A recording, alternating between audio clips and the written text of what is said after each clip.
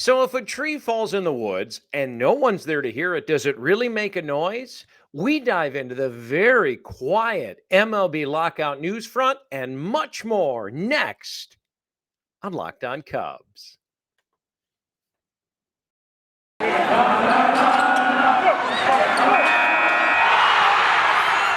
are Locked On Cubs, your daily Chicago Cubs podcast, part of the Locked On Podcast Network, your team every day.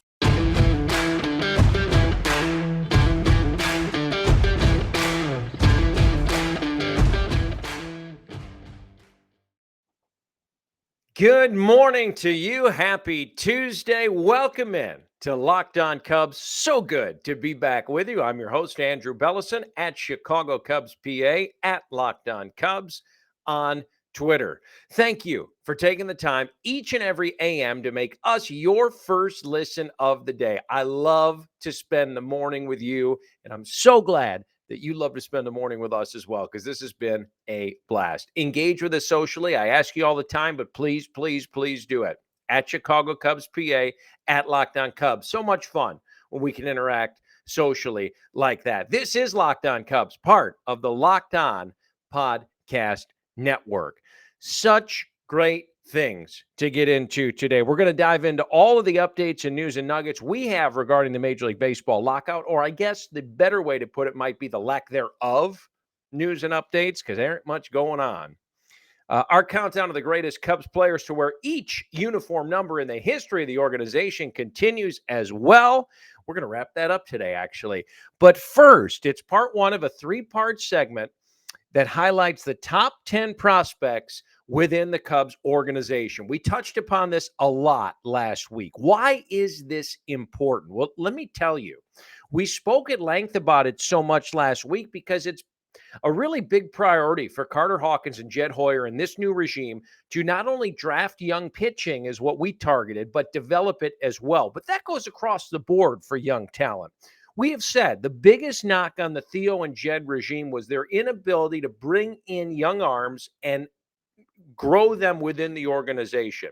And Carter Hawkins addressed this from day one at his opening press conference when he was introduced as general manager of your Chicago Cubs, and said, it is our priority to ensure that we bring in and draft good young pitching and develop it the way it needs to be developed. Now, that's a twofold thing. So many injuries to the young prospects and the arms last year. Some of those guys we'll get to on this list. Not only do you have to draft them and let them grow within your organization, but you have to keep them healthy. So with all that said, the importance of this, well, hey, we're in a lockout.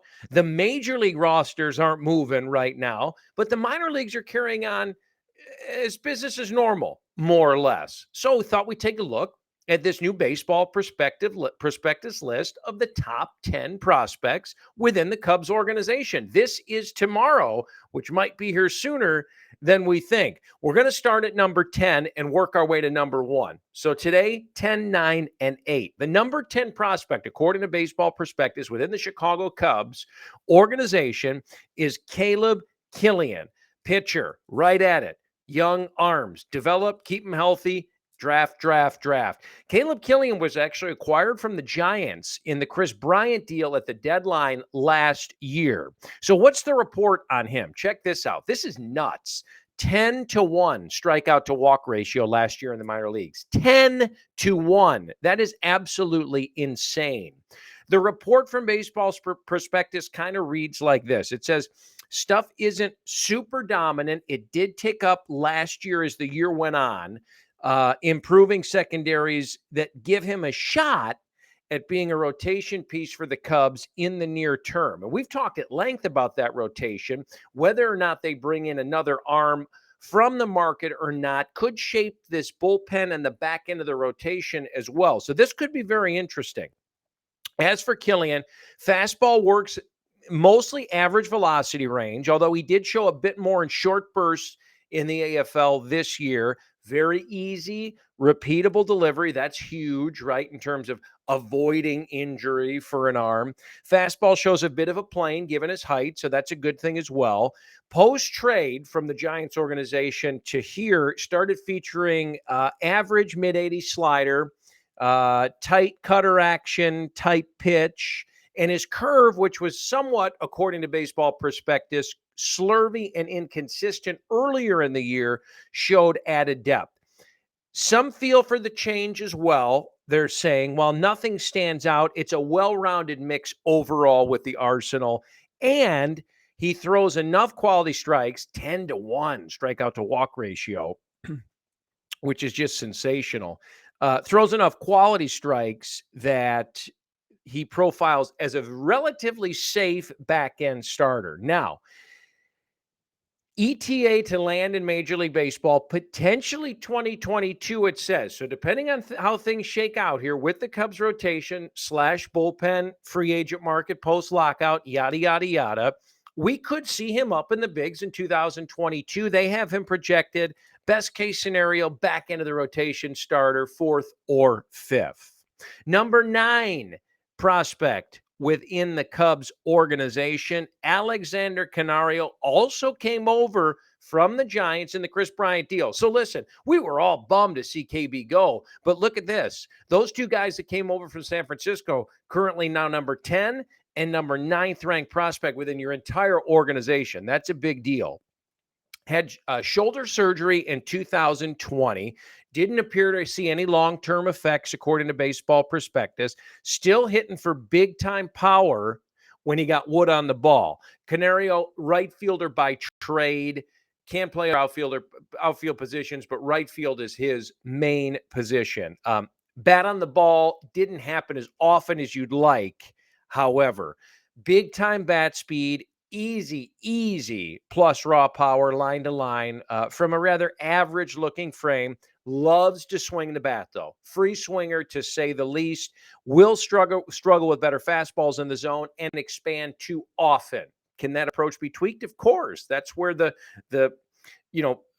mentoring of the young players and the development of the young players that we discuss comes into play. Javi Baez, case in point. Look at his transformation from super free swinger to more tame free swinger as his major league career progressed here and now in Detroit. Some semblance of an approach at times, it says, and he'll continue to do damage on contact, but the hit tool is fringy at best, and there's a chance he gets found out even further in the upper minors. Here's the bottom line on Canario. Perfectly fine right fielder, average foot speed, plus arm, but he's going to have to hit like a right fielder to move up the chain. The raw power fits the bill any day of the week, but it remains to be seen if he can get into games against better pitching and hold his own while maintaining his strike zone at the plate. MLB ETA for him, 2024. Keep it rolling back to the pitching side. The number 8 ranked prospect within the entire Cubs organization. And here's a guy we talked about last week because he was a top prospect, top arm that was injured so much. Brailyn Marquez. Cubs signed him out of the Dominican Republic in 2015. Made his major league debut in 2020. Was a top 100 name coming into the season on the strength of a power arsenal featuring a fastball that touched triple digits and a nasty swing and miss slider. We all saw it. Given that he did debut at the end of the 2020 season, you'd have guessed that would be the last prospect list that he made. However, he is a pitcher. Well, again, we discussed this at length last week, the health of the top pitching prospects. A shoulder strain cost Marquez all of 2021, so it set him back greatly. Outlook for 2022, still a bit murky. Here's the deal with Brailyn Marquez, a guy that I think we're all stoked to see succeed, hopefully, when healthy in the Cubs rotation, bullpen, organization as a whole. Significant relief risk, even as a top prospect, given his mechanics and inconsistency with his command and third pitch. Okay. The shoulder issue makes it more likely he's relief only when he does return. Beyond that, given that it's a significant shoulder issue, we'll need to see the stuff all the way back before we're sure he is a late inning reliever in this Cubs pen. So this is a wait and see, fingers crossed for the health and prosperity of a young super power arm. Got to keep those guys healthy And with the changes in the organization top to bottom that we highlighted last week in terms of communication across all levels and approach for each player rather than one uniform approach for an entire pitching staff, say, we hope that these guys are able to maintain better health in 2022. Our list will continue as the week goes on as we take a look at the number 7, 6th, and 5th ranked prospects in the entire Cubs organization on our next episode of Locked on Cubs. Updates and news regarding the MLB lockout coming up next, although there might not be as much to report as you would like. Before we get to that point, want to remind you, it's the new year. Happy 2022, first of all. That means resolutions. And if yours is about getting fit, I highly suggest that you include Built Bar into your approach. Built Bar is the protein bar that tastes like a candy bar, maybe even better, but it's good for you. That's right. Most Built Bars contain just 130 calories, 4 grams of sugar, 4 grams of net carbs, and 17 grams of protein. Compare that to a candy bar, which usually has around 240 calories, 30 grams of sugar, which is an insane amount, and dozens of net carbs. So many flavors to choose from, too. You're never going to get tired of them. Coconut almond, peanut butter brownie, raspberry, cookies and cream, mint brownie, just to name a few. In fact, Built is always coming out with new limited time flavors as well, just to keep things real. Do me a favor, go to Built.com, try Built Bar for yourself. Use code LOCKED15 for 15% off your order at Built.com. That's code LOCKED15 at Built.com. Locked on Cubs rolls on.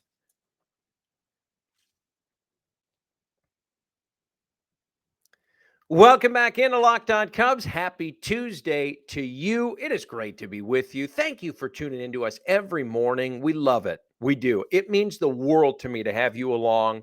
I'm happy to be here for the ride. Locked On Cubs is nothing without you. So thank you for being here. Great show today. We took a look at the top the 10th, 9th, and 8th ranked prospects in the entire Cubs organization, 2 of which came over from the Giants in that deal for Chris Bryant at the deadline last year. We're going to get into that list further as the week goes on. You might be wondering what the heck is going on with the game of baseball right now. All has been quiet since the lockout was imposed by the owners on December 2nd. We're over a month now of lockout baseball. So the question I posed in the open, if a tree falls in the woods and no one's around to hear it, does it make a noise? There has been nothing going on with the lockout. We don't know really what the deal is. Month in, very little to report, unfortunately, and it's frustrating now as a fan. The negotiation front is supposed to, according to the experts, start to ramp up. Here's the silver lining in all of this, maybe a touch of good news, is the reports have surfaced that this lack of information and lack of discussion from both sides may begin to change. Evan Drellich of The Athletic says this, and I quote, Major League Baseball is preparing new core economic proposals to deliver to the Players Association. When they're presented, likely this month, core economic talks in the sport will have restarted for the first time since owners initiated a lockout on December 2nd, making this a positive development. Well, what exactly does this mean then? Okay, from a player's standpoint, those economic issues don't figure to be easily resolved. That's why we're in this predicament in the first place. Second of all, they'd like to address a few things. Their shrinking share of those league revenues, which we addressed, indicated in part by the declining average player salary across the board. Also, the occasional practice of service time manipulation, which teams hold back a clearly ready prospect in order to delay free agency and arbitration eligibility for a full year. We saw this with KB. After you bring up a player after X date, then you get that extra year on the back end. Frustrating if you're a player, frustrating if you're a fan too. You want to see these guys play. And also the tanking problem, among some other matters. But that's like the player side. And I get that. The tanking problem is a huge issue in baseball. On the flip side, what do the owners want? Well, they're looking to maintain the status quo since the expiring CBA largely worked out to their benefit. And is that going to remain the case? Likely not. One key battleground figures to be over the timelines for the arbitration eligibility Currently 3 years of MLB service time in almost all instances. So we will probably see that change. Free agency that we talked about with control from an organization to a certain player, currently 6 years of MLB service time. That'll be an issue as well. Layered on top of all of that now is a host of lesser issues that could also prove to be very challenging. The designated hitter in the National League, yada, yada, yada. So there is a lot to get to. Here's the bottom line. January is a big deal. It's a big deal. Here we are now. After no worry in December, I preached that proactivity was a good thing. Lock it out beginning of December, hash this out, plenty of time to get to spring training. Well, listen, now the calendar's turned. You're into January, well into January, and you're starting to sweat things out a little bit. Business ops in the league are shut down, closed, kaput. This is something that chapped me a little bit that I have to share. If you subscribe to the Cubs email list, which many of you I'm sure do, and they aren't the only team doing this, so I'm not picking on anybody. You got an email stating that spring training tickets will go on sale January 15th, which is next Saturday, so a week from yesterday. This email came out just a couple days ago. Tell me that I'm wrong, but when your league is locked out, you're now threatening to push back the start of spring training and or miss spring training games. And unless talks start to get going here in the near future, your end of March regular season might be in jeopardy. Is this not a bad look to try to peddle tickets to spring training amidst all this? Even though they're not the only club doing so. As a fan, shouldn't I be frustrated? I was a little ticked off. You ask loyal fans to drop their hard-earned coin on games that at this point are unfortunately very much in flex. I just see a problem with that. As a fan of the game, I want things back to normal. I want what's right for the players. And of course, I want the owners to get their share as well, because they're the ones that are, controlling the finances, that are putting the product on the field for all of us to enjoy. Maybe it's not warranted that I'm frustrated, but it just doesn't seem right to me. You're selling a product that isn't on the shelf, so to speak, if that makes any sense.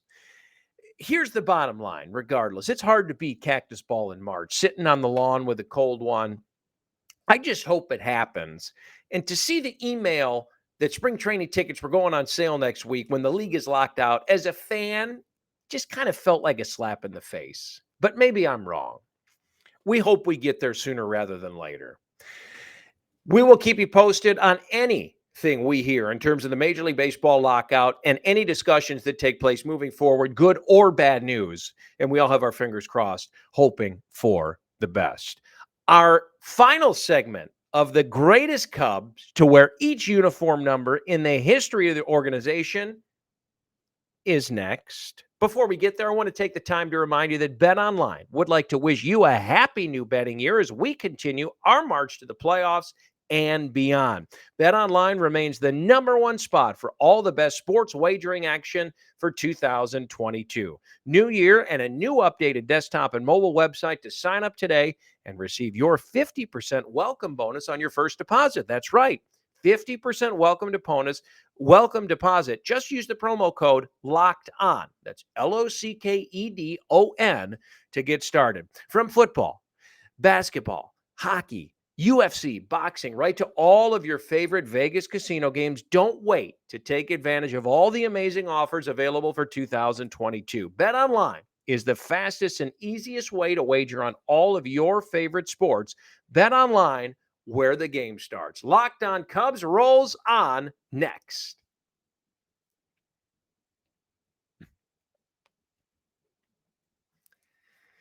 Welcome back in, everybody. This is Locked On Cubs, part of the Locked On Podcast Network. I'm your host, Andrew Bellison. Thanks for being with us. Thank you for taking the time to make us your first listen every morning, whether you're going to work or on your way to school. Maybe you're on break still, enjoying the new year at home, getting breakfast ready, getting the kids up, whatever it may be. Thank you for tuning in to us. We are free and available wherever you find your favorite podcast. So please check us out today and download the cast. Also, check out our YouTube page.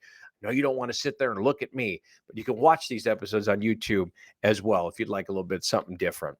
So This is the final segment of the show today, the final segment of this several-part series where we have taken a look at the best player to wear each uniform number in the history of the Chicago Cubs. And guess what? Once you get to this point, mid to upper 70s, it gets a little sketchy because outside of spring training, you don't see these numbers. So we only have 4 players left on these higher level offensive lineman type numbers if you're talking football. So here we go. Number 76. Daniel Garibay, the only number 76 in the history of the Cubs. Left-hander worked 30 games with a 6.03 ERA in 2000. Is he the best player to wear that number? Well, by default, he's the only player.